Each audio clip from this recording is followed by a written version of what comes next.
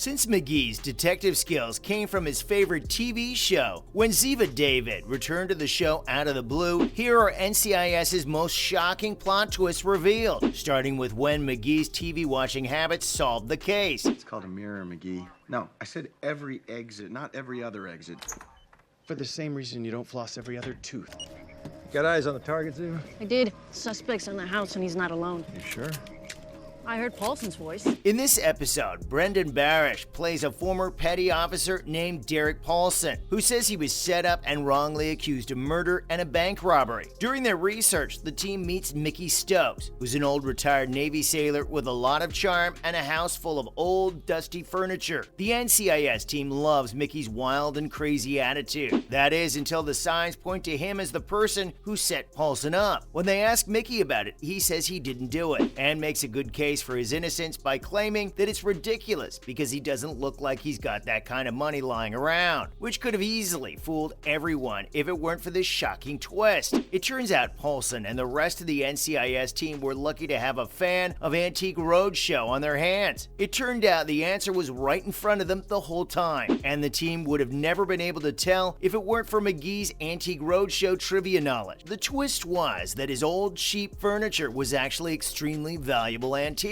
That's how he got away with stealing the money. Some twists aren't so lighthearted though, like when we lose a beloved character in a way that we weren't expecting. One of the most shocking deaths in the history of NCIS happens at the end of Season 2. In the last episode of Season 2, Twilight, Gibbs, McGee, DiNozzo, and Kate Todd try to stop terrorists from using a drone to bomb a Navy ship that's docked. At first, it looks like the team is able to do that, and after a few heated firefights, it seems like the situation's now under control.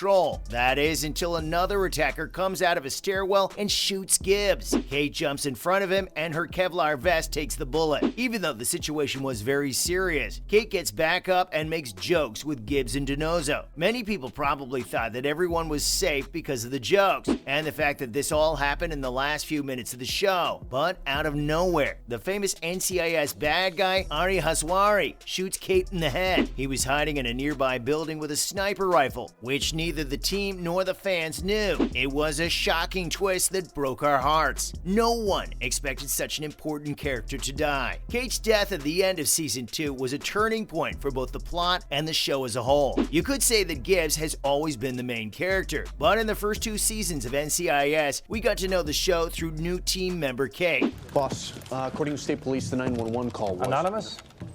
Yes, and it was also... Untraceable. But for the last 2 months, he's been TAD at the Aberdeen Proving Ground in Maryland. Proving ground? It's where they test new military equipment. After such a short time on the show, it was a real shock to see her die. Death can be difficult to watch, but what's even more shocking is seeing the team go through some major changes. That too came out of nowhere, like when the team was split up in Season 5. 2 amazing things happened at the end of Season 5 that made people gasp and wonder what they were seeing. First, NCIS director Jenny Shepard was killed in a shootout. Of course, it might help if you were to tell me what I was looking for. Decker knew that someone was after him. The other 2 came from over there. She stood here. This meant that her replacement, Leon Vance, had to figure out what had happened. Mark Harmon's character, Leroy Jethro Gibbs, figured out that Jenny had tried to kill a former killer 9 years earlier. After Gibbs got his payback and killed the killer, Vance ended the season by breaking up the team. It was hard to tell if it was a good decision at that time, but it certainly came as a shock, especially since we had gotten used to seeing everyone together. Changes are one thing, but another shocking twist is hearing about things we had no idea were going on. Like the time DiNozzo meets his daughter in Season 13. She cried throughout the flight, enduring more in her last day than most people do in a lifetime. Seems to me you've known him for a while. Only now, you've got a daughter to think of. When Tony DiNozzo meets his daughter Tali for the first time, it's possible that it's the most moving scene in the history of NCIS. DiNozzo had no idea he had a child until this point, and neither did we. After he finds out, he decides to quit NCIS and become a good father to the daughter he just met. So yeah, while it might have been a bit of a shock lately, it ultimately worked out for the best. Speaking of things we couldn't have seen coming, here's another character getting shot out of nowhere. Abby gets shot and decides to leave in season 15. In season 15, Holly Perrette's character Abby and Dwayne Henry's character Reeves solve a case that includes helping a homeless veteran. As the two leave the scene, a robber with a gun comes up to them. Reeves gives the robber some money, but when Abby offers to do the same, the mugger pulls the gun and shoots both Reeves and Abby. Reeves dies, but when Abby comes to, she is in a hospital. In the end, it turns out that the thief was hired to kill her by a criminal she'd caught years before, which is terrifying to hear and could make anyone feel unsafe. When Abby heard that Reeves had died, she decided to quit NCIS and moved to London to start a charity that Reeves had always wanted to start. It was both a shocking twist and a dark revelation. Characters dying or getting injured is one thing. What's freakier is discovering that they actually survived all the time people thought they were dead. Like, does anyone remember when Ziva was found to be alive in season 16? Ziva, who was played by Cote de Pablo, was thought to have died earlier in the show,